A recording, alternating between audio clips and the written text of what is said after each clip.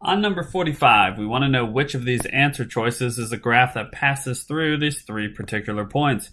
So notice that all of these answer choices are factored, or they're kind of in factored form.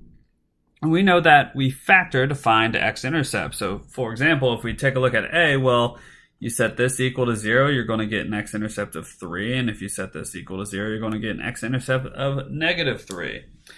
So that works at this point. That works. So let's see if we can eliminate any answers just off of that. Well, doesn't look that way. Okay, so the next thing I'm thinking on this particular graph is that this must be a parabola, because you can't draw a line through these 3 points. It would have to kind of be something, right, parabolic like that. Other thing we can eliminate is that if it's ever squared, it's out.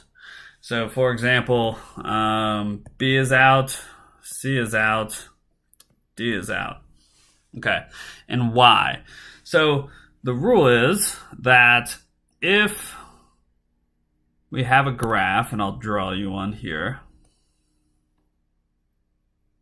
Okay, so the rule is that if something's squared, it's going to bounce.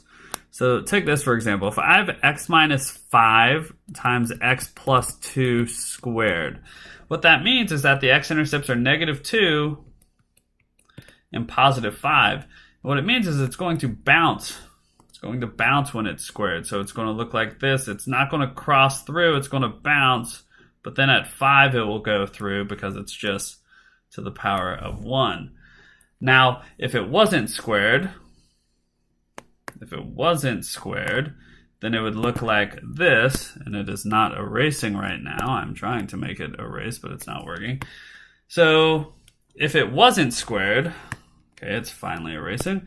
So if it wasn't squared, it would just go through. It would go through at negative 2, and then it would come back through at 5 and just look like a regular parabola.